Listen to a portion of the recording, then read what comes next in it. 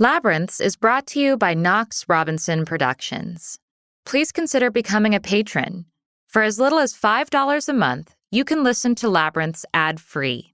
Visit patreon.com/Knox Robinson to learn more.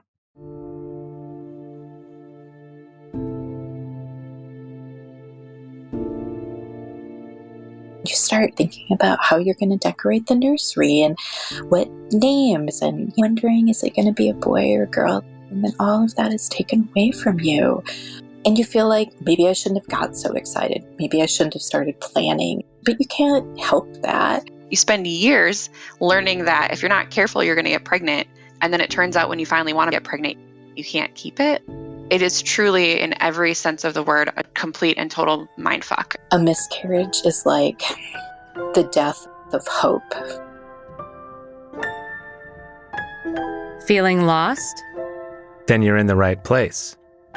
I'm Amanda Knox. And I'm Christopher Robinson. And this is Labyrinths.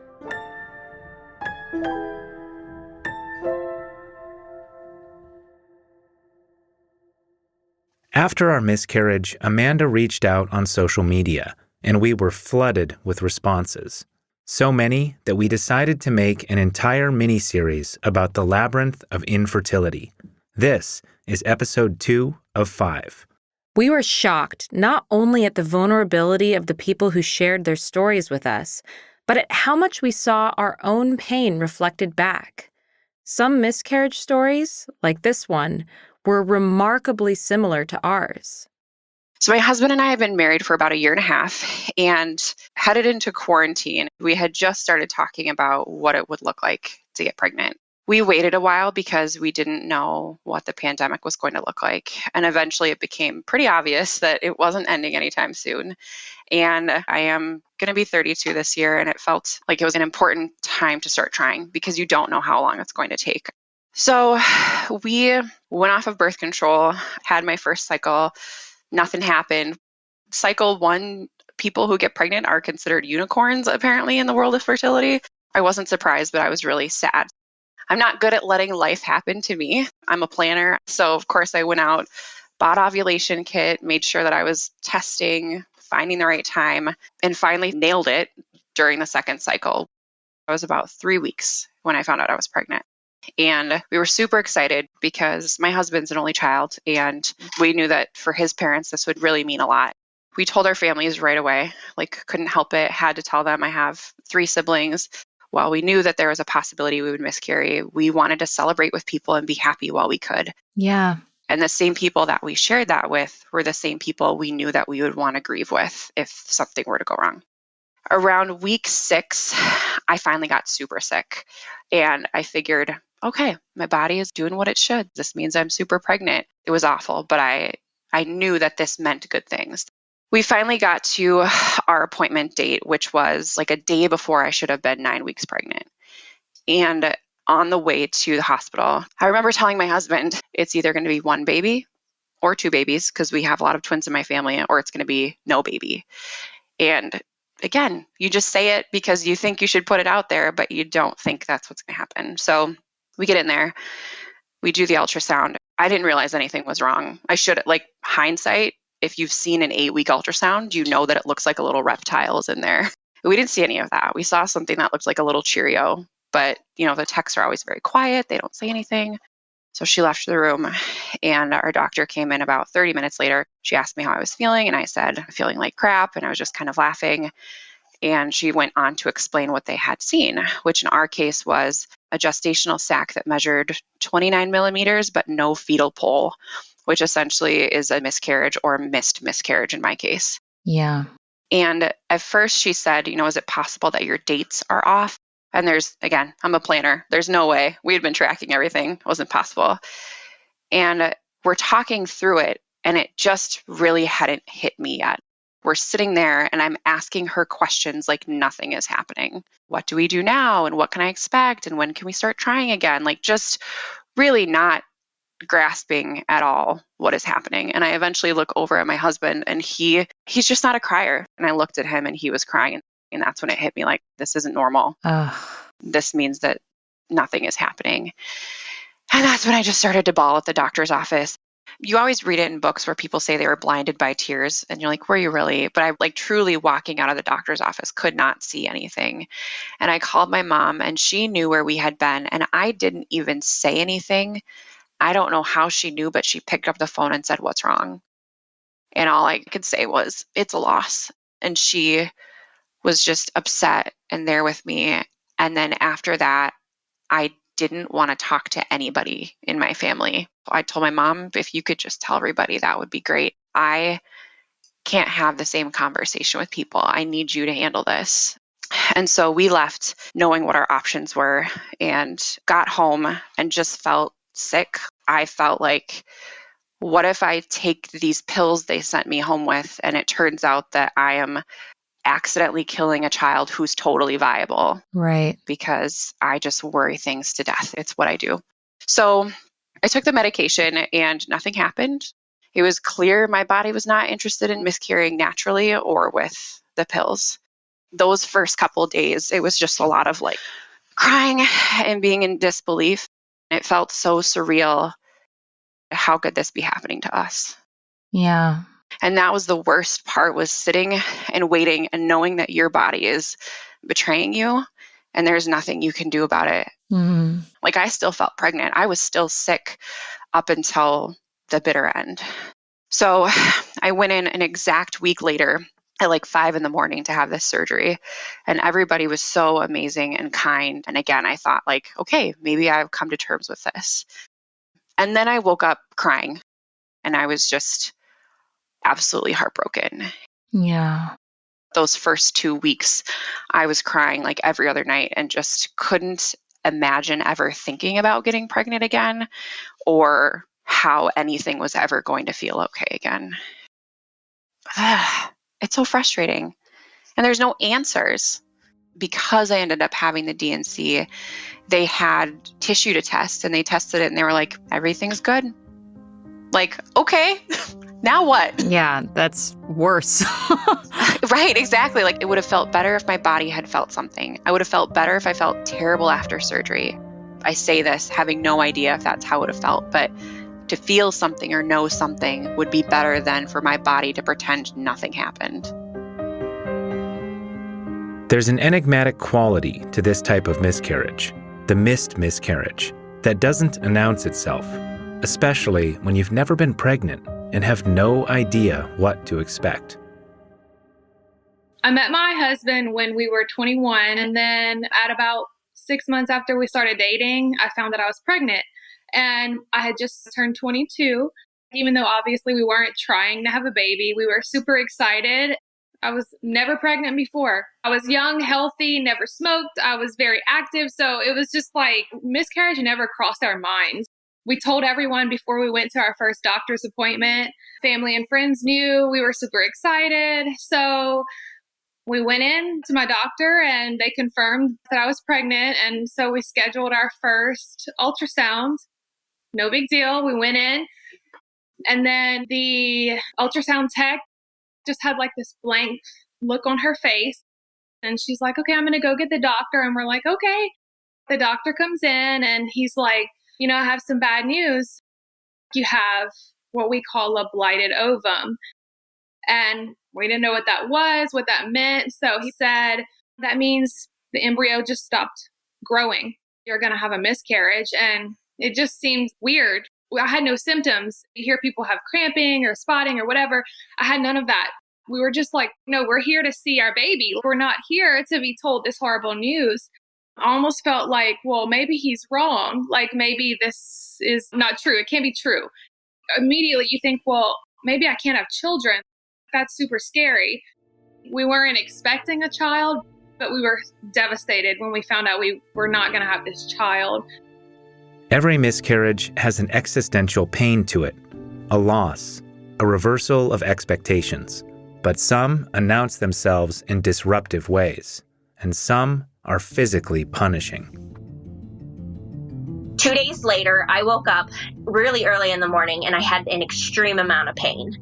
And I was like, okay, I'm miscarrying. I know a little bit of it is going to be cramping. Well, first I had to pass a gestational sac, which was like contractions and truly like its own mini birth with just blood and guts at the end. And I went to see my mom and I was like, I'm really having pain. And I was like not able to stand up straight. And then all of a sudden, okay, something is wrong. And I go in and they saw nothing. And I had eaten already, so they couldn't do surgery right away. So they had to wait a couple of hours. And my tube ruptured. They went in and I had like a belly full of blood. Oh my gosh. And not something you can post about on Facebook and get congratulations over. It's just this totally private, bloody birth, which was just the most primal moment of my life. If I wouldn't have called that day about the pain I was having, I would have been in a lot of trouble. Wow. It could have ended very badly because people can die from that. Changed my opinion about women in general forever. Like, I can't believe millions of women have gone through things like that.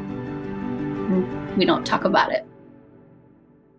And for some women, it just keeps happening over and over and over.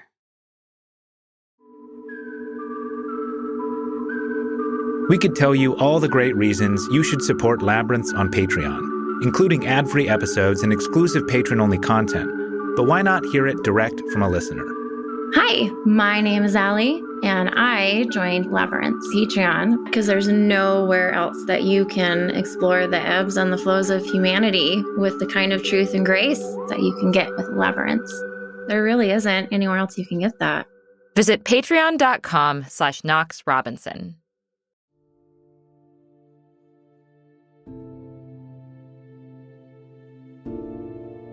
I really felt like I was far enough away from this to be able to talk to you about it and not start crying. But I'm already almost there and I'm shaking. My first miscarriage happened over 10 years ago. I was actually pregnant when I got married, and that was why we did get married. And we got pregnant so quickly, I just thought we'd never have any trouble getting pregnant again. And so when my first miscarriage happened, I was just in shock. I just thought it was this bizarre fluke, and it really rattled me. I'm not somebody who does well with surprises. And I was like, okay, well, we'll try again and we'll just see how it goes. So then I had another one. And I was, again, just like, why? I felt like my own body was betraying me. Like, this is why women exist, is to procreate and to have children. And it's such a innate part of your identity, especially when you're married. People always ask, when are you going to have children? And once you have children, when are you going to have another one? And there's just this societal pressure to do that. At that point, the doctor just decided that we should have a test. Let's just see, is there anything wrong? And we did discover that something was wrong. It turns out that my husband had this chromosomal abnormality. The 10th chromosome, instead of being like ABCD, it was ABDC. One of them was just flipped. They had us meet with a genetic counselor who told us that our chances of having a child with a chromosomal abnormality could be as high as 50%. Wow. We were so upset, and my husband felt so guilty, right? Because it was his thing. And we did have a daughter. And at that point, he was just terrified that he had passed this on to her and she would not be able to have children. And we just didn't know what to do. We obviously did not want a child with a chromosomal abnormality. My husband knew someone who had a child, and they essentially had to rearrange their entire life to take care of this child. Wow. One of the spouses had to quit their job. And so we didn't want to do that. We didn't feel prepared financially, mentally, or anything like that. So we had to have these really hard conversations about adoption, about in vitro, about abortion. I was brought up Catholic and we would never want to do that, but we just felt like we couldn't handle that. And I shared that with my mother because we had decided we would abort if that was the case. And of course, no one in my family can keep anything confidential. And so she told my brother and my sister-in-law. And then I got these calls like, how could you do this? We know lots of people with Down syndrome. And my mother, she was just disappointed in me. We felt like we were just trapped in this situation and we didn't know what to do. And my husband did not want to do insemination by another man and he didn't really want to adopt. And it put him into this depression. And I would hear him crying in the shower because he didn't want to share that with me and he didn't want me to be upset. And we didn't want to talk about it because it was just so painful. I ended up getting pregnant again and I had another miscarriage. And Wow. I just felt like I was just close to a nervous breakdown. I was like, I cannot keep doing this. When I was going through all of this, it's horrible to say, but I had this internal rage against pregnant women. I would just be like, why? Why can't it be me? At that point, I just started to think maybe our first pregnancy was the fluke, not the miscarriages. And so we just kind of decided to take a break. But then we got pregnant again. And so we decided to get this chorionic villus sampling, I believe it's called. It will detect a chromosomal abnormality. We felt like if this really was a potentially viable pregnancy, we wanted to do something early and just get it done with. And so when you have this testing, you do have a chance of a miscarriage. And so we had to make this decision that day, within 15 minutes, if we wanted to go forward with this sampling. And I didn't know what to do. And my husband didn't know what to do. But he was like, it's up to you, which I understood. It wasn't his body, right? But I also felt, that's a really heavy thing to put on me. Yeah. I didn't know what to do. And so we ended up getting the testing. They walked us through everything. I got to see everything on the screen. And there was a little tiny baby on the screen, and they have to take it from the baby's spine. It's a very delicate thing, but they are skilled people. But afterwards, I was just convinced that by doing this, I had killed my child, my only chance, my only potentially viable pregnancy. And I just went quiet. Like, I don't think I talked for like 3 days, didn't say a word. If I did have a miscarriage, I would never know if it was because of that or if it was just this thing that happened. And you have to wait 3 days for the result to come back. And I was just terrified, just absolutely terrified. And so it did come back after 3 days and they said that it was fine, like everything was fine. And I was so relieved. And afterwards, I had an ultrasound and the baby was wonderful and healthy. And I kid you not, she was doing somersaults on the ultrasound. and we were just overjoyed, just euphoric and elated and could not be happier. And I had a very uneventful pregnancy. I had a scheduled C-section because my first baby had been born C-section and it was fine. And she came out and she was beautiful. And we felt like we were done, right? It's the American way to only have 2 children. And she was like a dream baby. I mean, no problems with breastfeeding. And she was wonderful and content. We just sort of kind of went about our life. And then I got pregnant again. And we were just like, oh my God. I just felt like it was just this gift from God. Like, you went through so much. Here's something that we can give you. And we were just completely overjoyed. And then I had another miscarriage. And I thought at this time I should be able to handle it. It's the fourth one. I know what it's like. I know the emotional thing, and I can handle it. And I couldn't. I just felt like I was going to have this nervous breakdown. Like, why?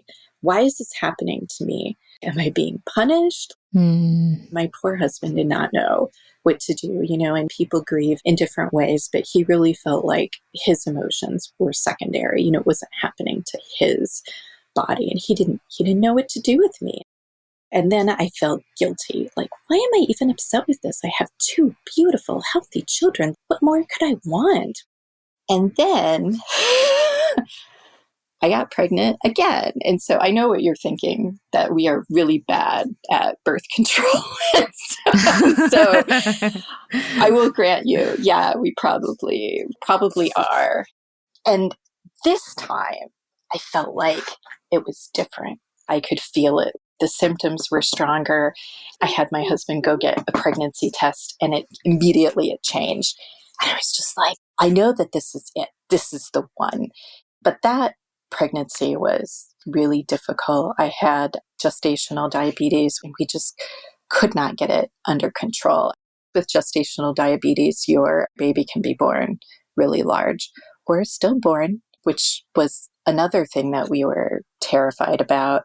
And as we got closer to the birth, I started bleeding, which is bad at any point in your pregnancy. But towards the last part of your pregnancy, it's especially bad. And at that point, I started to be convinced that I would have a baby that was stillborn. And again, I was like, I can't do it. When I did get to the hospital, they could not get a good vein and couldn't monitor me or the baby's heartbeat. They were like, well, it's okay. We're going to take her out. And I was just like, no, she could be dying in there. And you don't seem to understand. My husband and I were just looking at each other. We were just both terrified that she would be born dead. But neither one of us wanted to say it because we were like, we'll jinx it. And so she came out. And she didn't cry. She was completely blue. Oh. We were like, she's dead. And I was just like, I can't do it. And then we heard her cry. And we were like, oh my God, she's okay. And she was tiny. She was my tiniest baby. She was just 6 pounds. We started feeding her. And it's not like we weren't happy, but we were just so drained emotionally. It's just awful. And no one wants to hear about how difficult everything was. People just want to focus like, oh, look, you have a healthy baby. And aren't you happy? And aren't you excited? And I was, but I was just so tired. I was just so tired of the journey. And then having 3 children is a lot to take care of. So anyway, it all ended up working out. And so I am happy. I think this is one of the most important things that I will ever do in my life, is to be a mother to these wonderful children. But I have had 4 miscarriages, and no one knows that. And so one of the things that's sort of distressing to me is people think I'm this beacon of fertility, right? Because I have 3 children. But there's guilt and there's shame and there's this thing that no one knows. But I will tell you, at the end of the day, I did get to have children. And so you could say that it worked out. But I also feel like nobody really understands how impactful it can be years and years later. Yeah.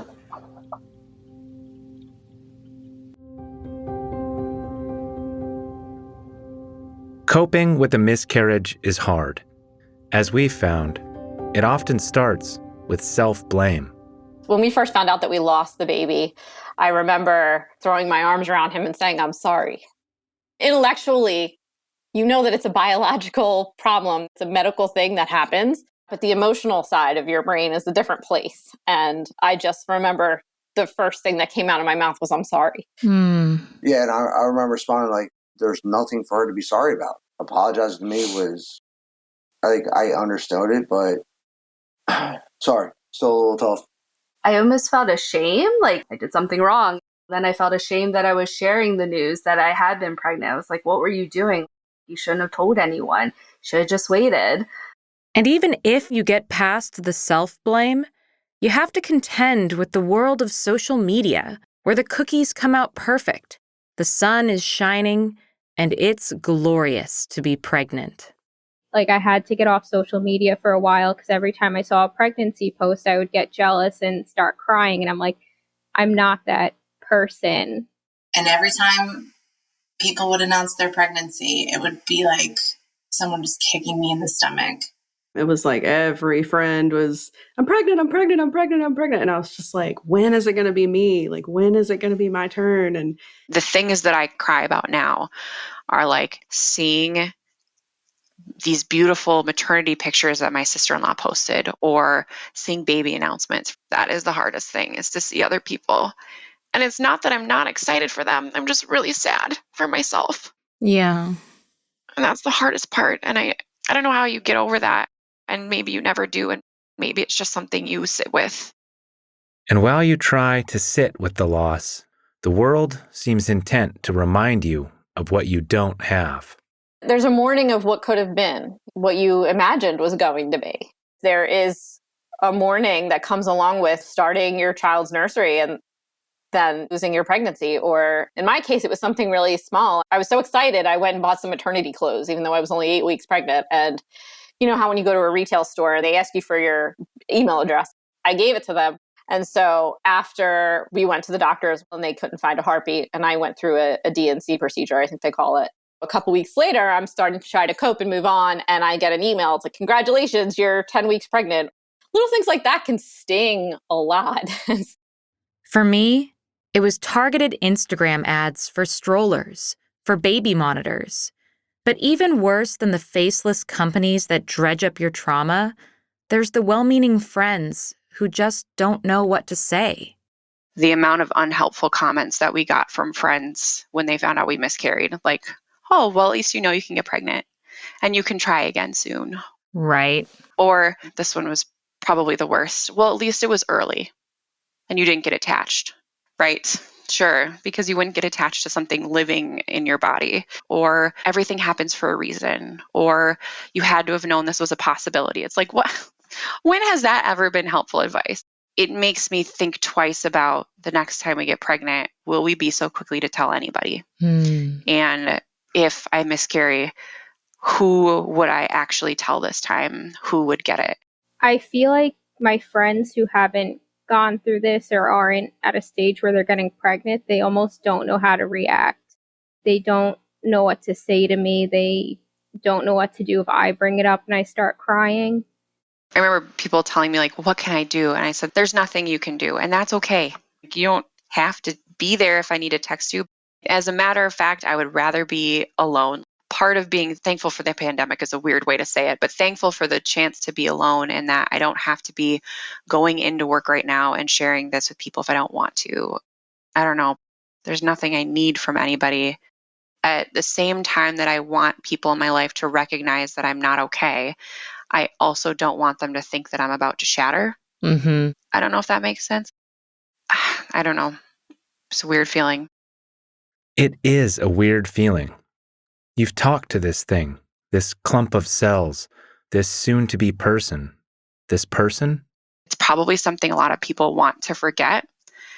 I'm very weird and I want to burn it into my memory because I don't ever want to forget about the first time that we were pregnant. I don't want to pretend it never happened. Yeah. It was important and it doesn't need to be brushed off if you don't want it to be brushed off. This is where my husband and I differ a little, in that there have been people that I have told since who didn't know that we were pregnant. And the more I think about it, the more I think that it is me trying to have some semblance of control, either about my story or just needing to share it with people who I'm close with, because I didn't get the experience that I should have had. For a lot of women, regaining that control is about finding the right story to hold this experience and honoring those lost children, even when you go on to have a successful pregnancy.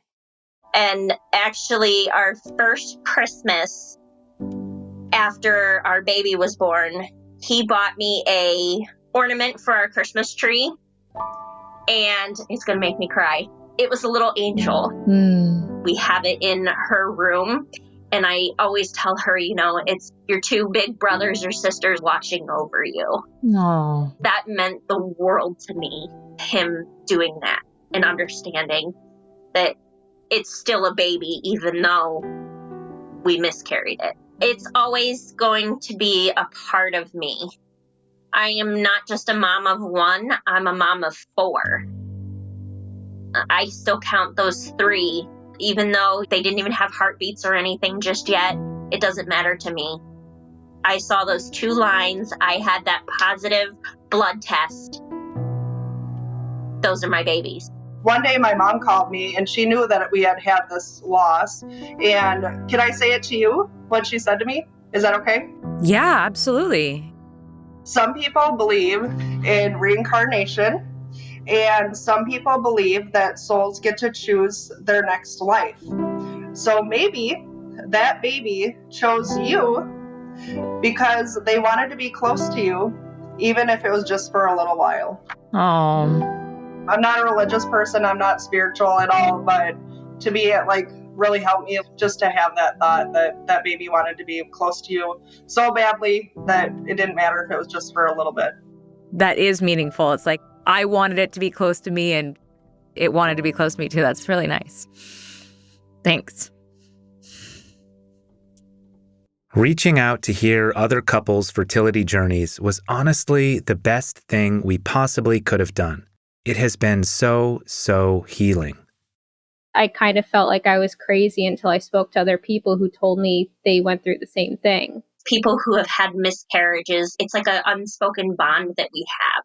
It's like we're forever connected with this one thing that happened to us. Talking to people who have had this experience, sharing my experience so that they have something else to compare it to has been super cathartic for me.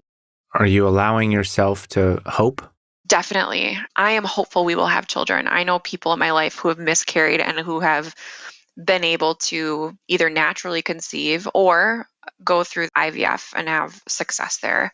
2 weeks ago, I don't think I could have even imagined it, but 2 weeks has felt like a lifetime, and I finally feel like I'm ready.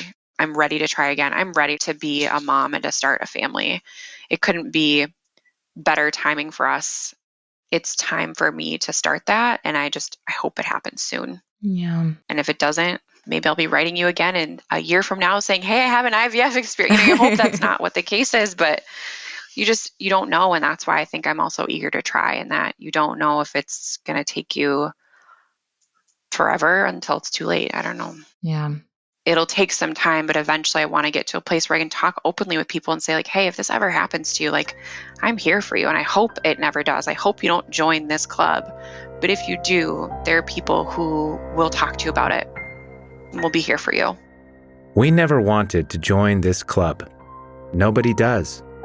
But now that we're members, we're trying to destigmatize something that has kept women isolated and alone for centuries.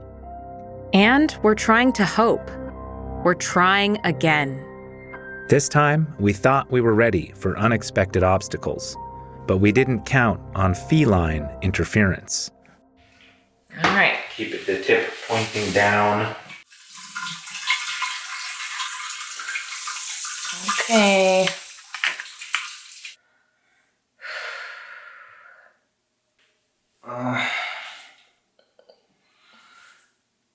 Three dots. We'll have 3 dots. You will give birth to 3 black bars.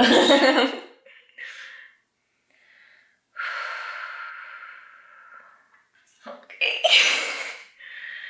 I can feel you willing it to happen. Oh, look, baby, are you getting your funny toy? Yes, Mr. Fan. Oh, no. Oh, no. Oh, Mr. Fitz! God damn it! You are such a jerk! Is it just invalid It's invalid now. That is so frustrating. The labyrinth of infertility is more than just miscarriage. It can be a long, complicated, and painful process, the double-edged sword of modern fertility science. Join us next time as we look at all the ways couples try to battle their infertility, from hormone therapy to intrauterine insemination and in vitro fertilization. So come on, get lost with us. Find us on Twitter @AmandaKnox. @ManUnderBridge. And please, give us a 5-star review, tell your friends, and subscribe so you don't miss the next episode in our infertility miniseries. This episode was written, edited, and sound designed by us, with theme music by Josh Budo Karp.